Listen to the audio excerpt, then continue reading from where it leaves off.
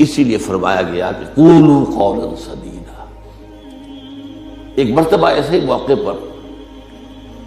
حضرت معاذ بن جبل رضی اللہ تعالی عنہ، ان سے ہم پوری طرح متعارف ہو چکے ہیں، ایک بڑی طویل حدیث ان کی ہم پڑھ چکے ہیں،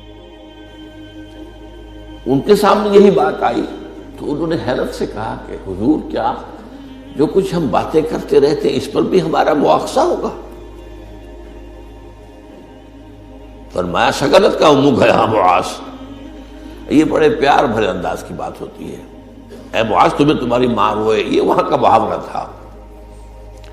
جو بہت ہی اپنائیت والی بات ہوگی، اس میں ملامت کا ایک انداز۔ میں تو سمجھتا تھا کہ تم بہت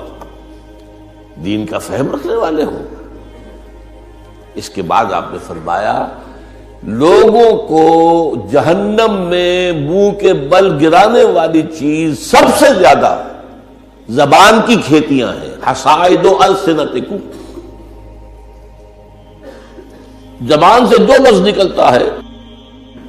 وہ ایک بیج بن کر آخرت کی سرزمین میں بویا جاتا ہے۔ اب اگر برا ہے تو کانٹے دار پودا اس سے نکلے گا، جھاڑ جھکاڑ، اور یہ تمہیں جا کر پھر کاٹنا ہوگا قیامت کے اندر۔ حصائد اس کو کہتے ہیں کھیتی کا کاٹنا نہیں ہوتا، حب الحصید۔ دو قسم کی نباتات زمین پر ہیں، ایک تو وہ جو پودا اور درخت موجود رہتا ہے، پھل آپ اتار لیتے ہیں، اگلے سال پھر پھل آ گیا، پودا وہی کا وہی ہے، اور ایک وہ فصل ہوتی ہے گندم کی ہے، چاول کی ہے، گنے کی، وہ آپ نے کاٹ لی، اس کو کہتے ہیں حصید۔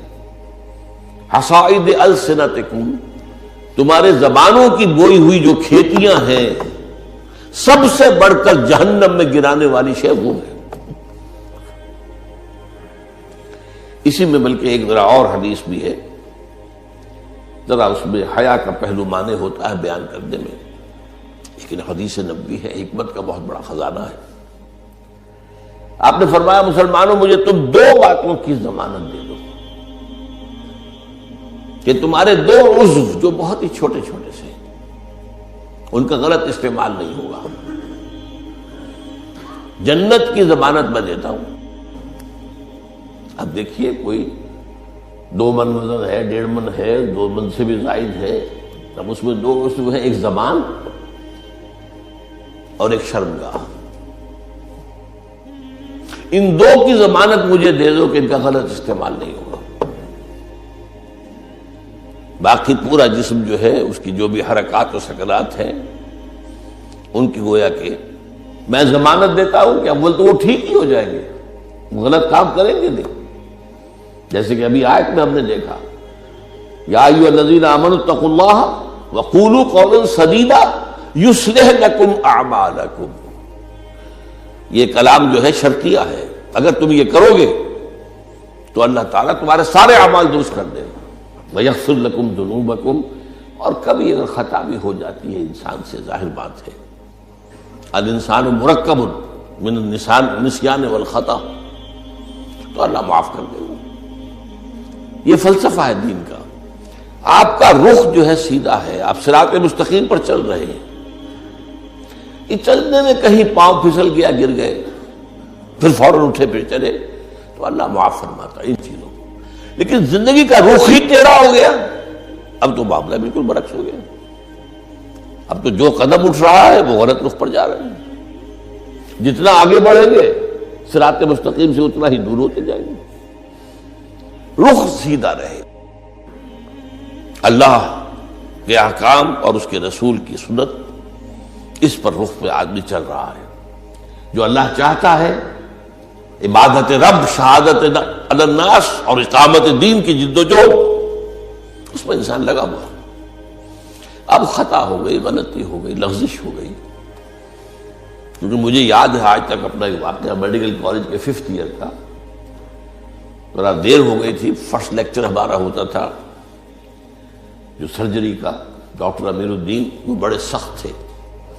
5 منٹ کی مہلت دیا کرتے تھے، اس کے بعد دروازے بند، اس کے بعد آپ آئیں گے تو پھر آپ داخل نہیں ہو سکتے۔ تو میں تیز چل رہا تھا، بارش ہوئی تھی، سائیکل پر تھا، سائیکل پھسلی میں گرا، گرتے ہی بجلی کے مانند اٹھا، مجھے آج بھی یاد ہے کہ میں حیران ہوا کہ میں جب اٹھ چکا تھا تو مجھے معلوم ہوا کہ میں گرا تھا۔ یہ ایک کیفیت ہوتی ہے کہ آدمی جو ہے، ایک یہ ہے کہ گرا تو پڑا ہے وہاں پر، تو ایک تو یہ ہے کہ گناہ کے اوپر ڈیرا لگا لیا جائے، ایک یہ ہے کہ گناہ ہو گئے فوراً اٹھے، جس کو سورہ نساء میں کہا گیا ہے ثم یتوبون من قریب، فوری طور پر